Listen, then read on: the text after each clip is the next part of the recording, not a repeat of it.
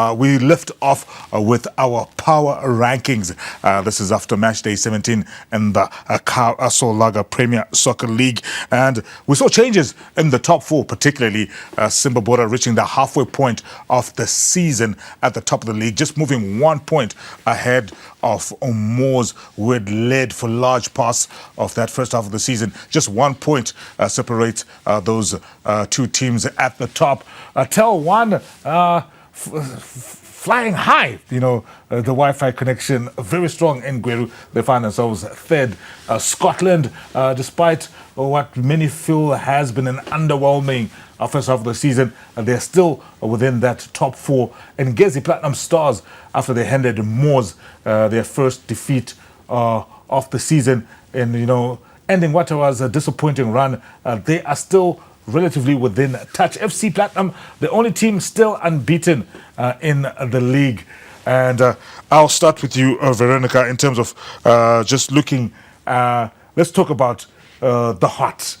Who has impressed you the most, especially when we're looking at the teams that have gained? So we can even talk about Triangle United. I'm sure David's going to talk about Caps, Ngezi Platinum Stars, Simba Bora, or any of the other teams there who have impressed you the most, especially focusing on match day 17. I think I would look at Simba first. Looking at Simba Bora, they're a team that won the championship last season, but they lost quite a number of their good players who were making it into the starting 11 last season, and they had to rebuild from scratch. So I think it's not easy to rebuild the team, and as well as bringing in a new coach who is in their first season as a head coach in the PSL. So I think Joe is impressed me in the sense that he has been able to figure himself out, simultaneously building a team that has made it to the top by the mid-season mark. Yes, it was a slow start to their season because I believe that rebuilding is a process. Remember, you are building a team. You are also building yourself as an independent coach in the PSL. So I think that process, they were patient enough, and now it's probably beginning to yield results. And then also... Are they your favorites for the title now, seeing where they are at the halfway stage? Not really. Okay, well, that's enough. Okay, we'll come back because we're gonna go deeper later on. I tell you, so I'll bring you in. I want to talk about one of the teams at the bottom, but they were gainers. That's the Sugar Boys Triangle. They scored 10 goals in their last 3 games. If it wasn't for the drama at Mandawa, that surely would have been the biggest talking point from the weekend. 5-0 they were leading at halftime. Against the Greenfield side that many a team have struggled to break down. And when you look at their stats, especially under Luke Masomir, I think it was about 6 matches that he took charge of. Look at that win percentage, 5.5%. Genesis Mangombe, a little under 50%, but you look at those the last couple of games from Chicken Inn to Moors to Kwekwe to Greenfield. Have you been impressed with the turnaround that Genesis Mangombe is effecting? Are you surprised, or given the caliber of coach that it is, it's something that was always going to happen?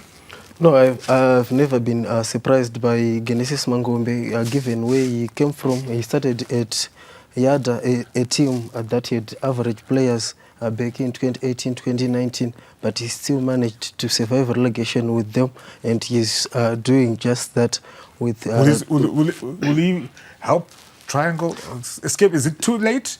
No, it's not too late. He will help. What? They didn't...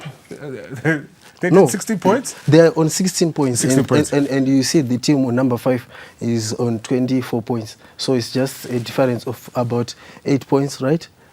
Yep, yeah, that's it. Yeah, 9 points. 9 points. The number 5 and so it's still very much game on. Yes, it's game on, and this time around, this window, you all go for shopping and reinforce his squad. He has taken the likes of Patson Jawore, the likes of Ali Maliselo, to reinforce the squad. So I think you will survive relegation.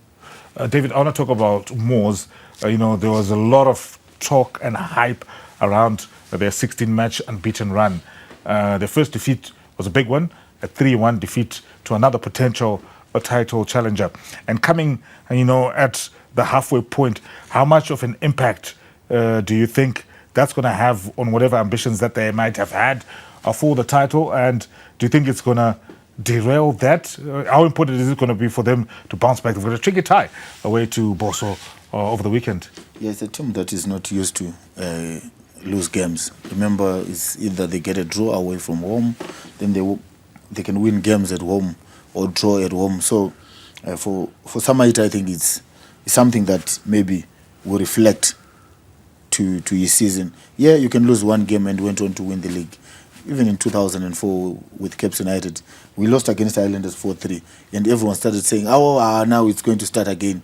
Cape United is lost to Islanders, so they're going to lose games. But we went on, and we didn't even lose another game. Do you think maybe, getting rid of that unbeaten run could be a blessing in disguise? Because it felt like it was now becoming a different kind of pressure for Moors. People were actually forgetting that they were debutants, because now people are now looking in the history books. Are they going to match the Highlander side? Are they going to match ZPC Kariba? Are they going to match Cape United? Do you think maybe if they manage it well, it could be a blessing in disguise, getting that monkey off their back? Everybody's, okay, we're now focusing on one game at a time and not an unbeaten run. Yeah, but the thing, Teach, is if you look at Mo's run to 16 games unbeaten, it wasn't a consistent, winning run that a lot of people are not talking about. A lot of people are just talking about the unbeaten run of 16 games. Remember, there's a difference between winning games and drawing games and then losing games. Mo's had mastered a 1 point away from home and winning at home. They could go away. But isn't that what most teams, isn't that the right winning strategy? No, because remember, you'll be dropping points when you get that draw. You'll be dropping points. So they need to win more on the road. You need to win. There are games that certainly this game we should go all out and win. I've seen Samaita, enjoying these games. His team is playing good football, to be honest. I don't want to lie to you. His team is passing the ball. His team is scoring goals. But they need to master how to beat teams. Especially if you can score 2-3 goals, then you can defend. Because remember, if you score 2-3 goals, the opponent, if he doesn't score, they won't come at you. And maybe just an addition to what he said, I remember earlier on in the season, Samaita talked about his worries in terms of depth.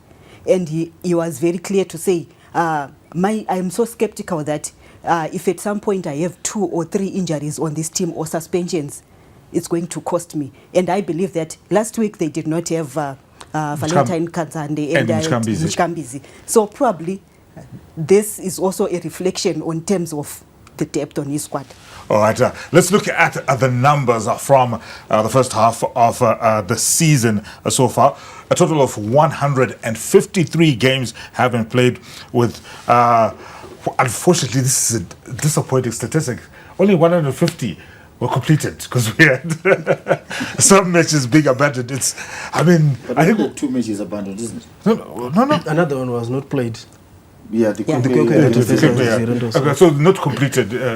Only 150 were completed. I think we're one of the few leagues where this can be a stat, where we have consistently matches not being, 2 of those abandoned and the other one was not played. Obviously, Kwekwe have since sort of got their house in order, I think, in terms of turning up for matches. I don't know in terms of performance, given where they are in the league. But another stat, 63 of those 150 games that were completed, they ended in draws, whilst there have been 14 different scorelines in all the matches that have been played. So those are just some of the general numbers. Obviously, we can look at the other numbers. 10, I think that's the number that the leading scorers have. That's Washington Navaya and I believe Veremu. I think we can look at 35.